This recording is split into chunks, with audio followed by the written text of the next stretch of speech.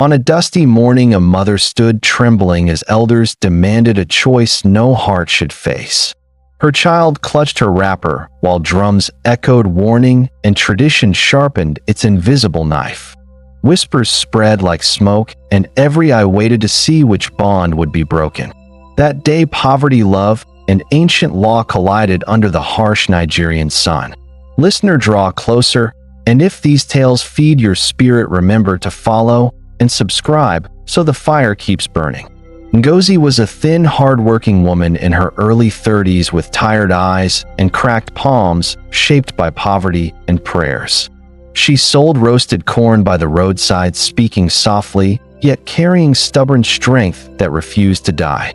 Her daughter Amara was 7, small for her age, with bright, questioning eyes and a cough that returned whenever harmattan dust thickened the air. Amara followed her mother everywhere, trusting her voice more than church bells or village drums. They lived in Amuka, a semi-modern Nigerian town where zinc roofs clanged under rain and gossip traveled faster than motorcycles. Mornings smelled of Gary smoke, pepper, and diesel as traders shouted prices with forced laughter. Ngozi greeted neighbors respectfully, yet avoided lingering conversations because pity followed her like a shadow. Since her husband Kunal died in a factory accident, whispers said misfortune clung to her bloodline like stubborn mud after rainfall. Chief Okiri ruled the community council, an elderly man with a calm smile and eyes trained to protect tradition. He believed ancient customs were ropes holding society together even when they tightened painfully around innocent necks. Every market day, elders sat beneath the Udala tree, settling disputes and enforcing customs inherited from ancestors. Children were warned never to interrupt those meetings because tradition spoke loudly there and disobedience carried unseen punishments. Ngozi had grown up hearing one rule repeated like a curse disguised as wisdom. Any child born after certain signs of misfortune must be given to the shrine, or calamity would follow the entire lineage. Though Ngozi smiled daily, fear lived quietly inside her chest. Each time Amara coughed or stumbled, elders exchanged glances, reminding her that peace in Amuka often demanded sacrifices from the poorest hearts. The trouble began on a sweltering afternoon when Amara collapsed beside Ngozi's corn stand, shaking violently as customers screamed. Dust rose, sandals scattered, and Ngozi dropped everything, lifting her child, while fear cracked her voice calling for help. By evening, the town healer whispered that the signs were bad and familiar. He avoided Ngozi's eyes and muttered about ancient warnings, causing nearby women to step back as if misfortune had grown teeth. Word traveled quickly to the elders, who summoned Ngozi before dawn.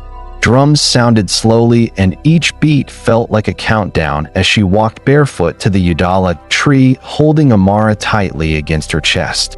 Chief Okiri spoke gently yet firmly, saying the ancestors were angry again. He reminded Ngozi of the old law, his voice calm but heavy, explaining that Amara's condition marked her as a required offering to restore balance. Ngozi fell to her knees, screaming that her child was innocent. She begged, reminding them of her late husband's loyalty and her years of obedience, but murmurs rose, saying tradition did not bend for tears or hunger. Amara clung to her mother wrapper, asking why everyone looked angry. Her small voice cut through the gathering, causing silence and shame, yet no one stepped forward to challenge the elders' verdict openly. The council gave Ngozi 3 days to prepare her heart. Either surrender Amara to the shrine or face banishment, curses, and total rejection from Amuka, including loss of her stall, shelter, and community protection. That night, Ngozi sat awake, listening to Amara breathing. Fear battled love inside her chest as she realized the world demanded a choice no mother should ever be forced to make. The next morning, Ngozi noticed neighbors avoiding her stall as if sickness floated around her shadow. Children were dragged away by their mothers, and whispers followed her movements like flies circling unseen wounds. Her closest friend Saad came briefly with fear in her eyes, warning Ngozi to obey. She said tradition always collected its debt eventually, and those who resisted usually lost more than they tried to save. Ngozi tried praying harder, fasting longer, and visiting churches across town. Pastors offered comfort words, but avoided direct help, warning her quietly that community traditions were dangerous battles for a poor widow to fight alone. At night, masked youths loyal to the elders beat drums near her room as reminders. Each rhythm echoed surrender or suffer, causing Amara to cry and hide her face in Ngozi's chest, shaking with confusion and fear. Ngozi attempted to flee Amuka, but transport workers refused her money. They said elders had warned them, and no one wanted ancestral anger following their vehicles or families into sleep and waking moments. Chief Okari sent messengers reminding her of the deadline. Their voices carried fake kindness as they described banishment, hunger, and isolation if she failed to comply with what they called necessary obedience. Ngozi felt trapped like a goat tied for slaughter, hearing celebrations nearby. Her body weakened from stress, yet her eyes burned brighter each time she imagined Amara alone, crying inside a cold, sacred forest. Despite fear, Ngozi whispered promises into her daughter's ear nightly. She swore she would protect her even if the whole world demanded otherwise, though she had no clear path forward yet. On the second night, Amara's fever worsened, and her breathing sounded like broken whistles. Ngozi held her tightly, rocking back and forth while imagining elders saying the illness proved the ancestors were impatient and angry. Food finished quickly because customers no longer came. Hunger twisted Ngozi's stomach, yet she saved the last gari for Amara, pretending she was not starving while her body trembled from weakness and mounting fear. That afternoon, Chief Okari's wife visited quietly, offering sympathy mixed with warning. She said many mothers before Ngozi had cried, yet peace returned only after obedience, leaving Ngozi shaken by the casual cruelty of tradition. Ngozi overheard traders discussing her fate loudly, as if she were already gone. Some said she was stubborn, others said poverty made her foolish because rich people always escaped such sacrifices through hidden negotiations. Amara asked innocent questions about the shrine and why people hated her. Ngozi forced smiles while tears burned her eyes, promising stories and songs, yet feeling her heart cracking under the weight of lies. As sunset approached, drums sounded again, closer and louder. Each beat felt like a footstep toward her door, counting down the remaining hours as fear wrapped tightly around her chest, stealing sleep and breath. Ngozi considered giving up briefly, imagining relief from suffering. The thought died instantly when Amara smiled weakly and called her mummy, reminding her that love sometimes demanded rebellion against everything familiar and feared. That night, Ngozi made a silent decision. She would face tradition openly even if it destroyed her, because losing her child would end her life in ways banishment never could. Ancient listeners, when a fire reaches its hottest point, wisdom is needed to survive. If these stories guide your heart, remember to subscribe and walk this path with me until justice reveals itself.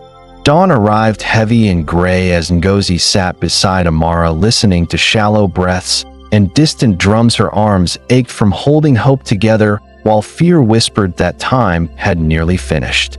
Elders' messengers gathered outside her door, humming ritual songs that crawled into her bones. Amara woke, crying, asking if they would take her away, and Ngozi could not answer today without mercy. Ngozi's mind replayed every warning, sermon, and insult until her chest tightened. She imagined Amara alone in the forest, and her knees buckled as courage fought despair inside her heart violently. When Chief Okari arrived, he avoided her eyes, saying softly that the hour had come. His voice sounded tired, yet unyielding, as if mercy itself was forbidden by oath alone today. Ngozi clutched Amara and begged loudly, challenging the elders to curse her. Instead, the crowd shifted uneasily, because a mother's desperation carried a dangerous power they rarely acknowledged publicly before dawn.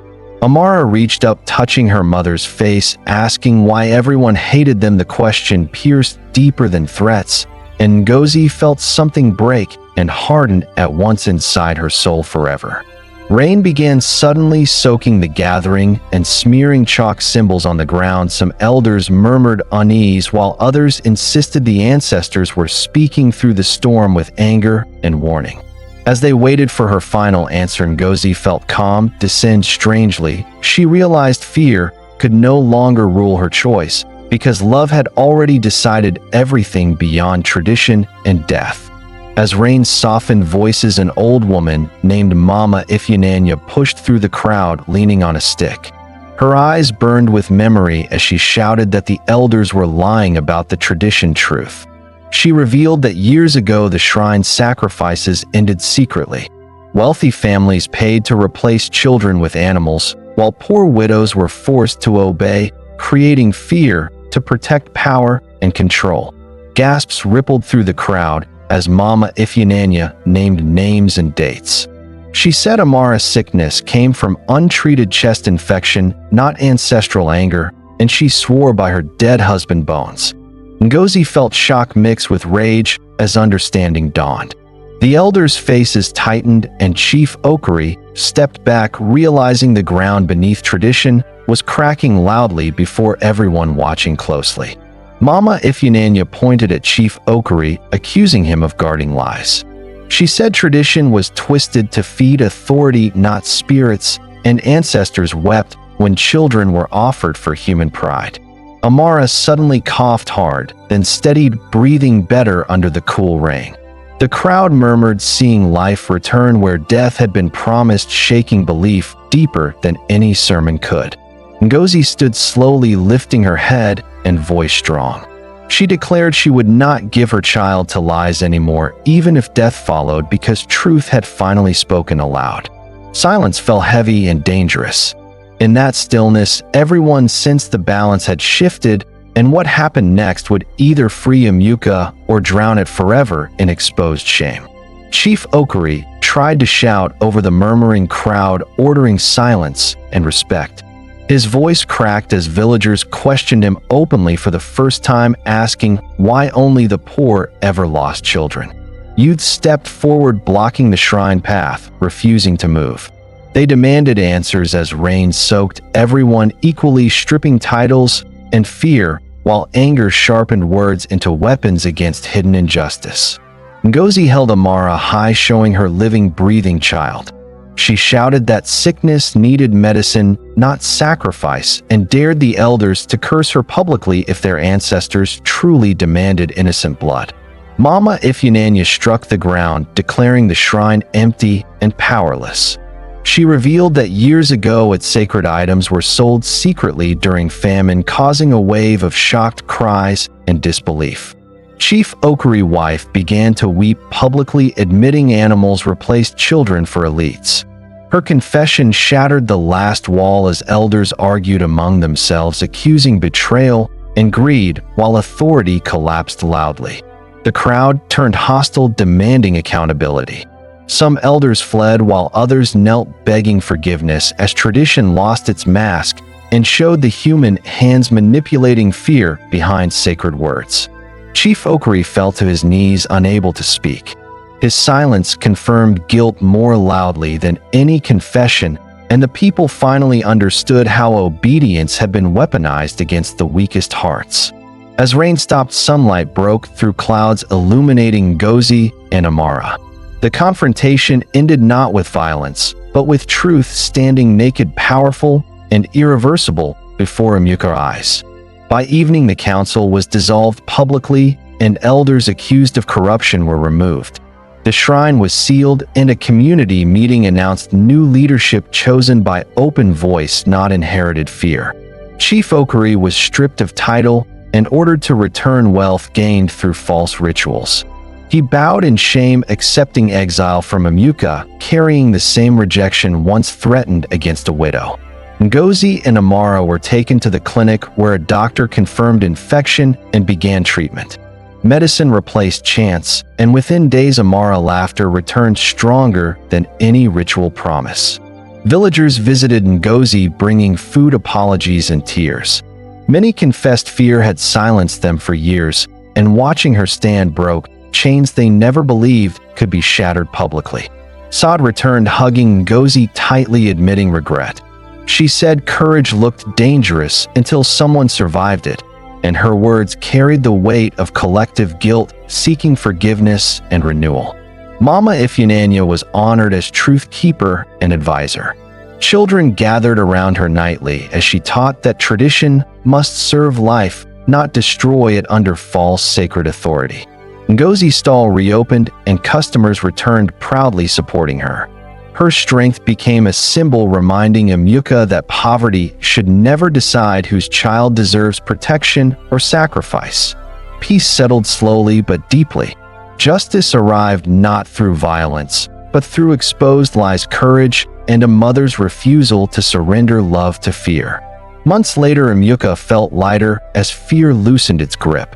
Drums now played for festivals, not warnings, and children ran freely without whispered threats hiding behind ancestral names. Ngozi learned tailoring through community support and worked beside her corn stall. Her posture changed from bowed survival to upright dignity earned through pain and unbreakable maternal courage. Amara grew stronger, laughing loudly, chasing friends through red dust. Her cough faded into memory, and her eyes held curiosity, not fear, when elders passed by, smiling gently now. Mama Ifeanyi often sat beneath the Udala tree teaching stories. She reminded listeners that ancestors valued truth, compassion, and protection, not blind obedience wrapped in intimidation. The new council recorded customs openly, allowing questioning and review. Tradition was no longer a weapon but a shared memory guided by humanity and reason rather than power-hungry manipulation. Ngozi sometimes remembered that morning choice with shivers. She realized poverty made her vulnerable, but love made her fearless when the cost of silence became higher than resistance. Emeka learned that tradition must bend toward life or be discarded. Culture that demands innocent blood is not heritage, but cruelty wearing the mask of history. And so the story rests with a simple lesson whispered across generations. When love and tradition collide, choose love, because only love allows a community and its children to truly survive.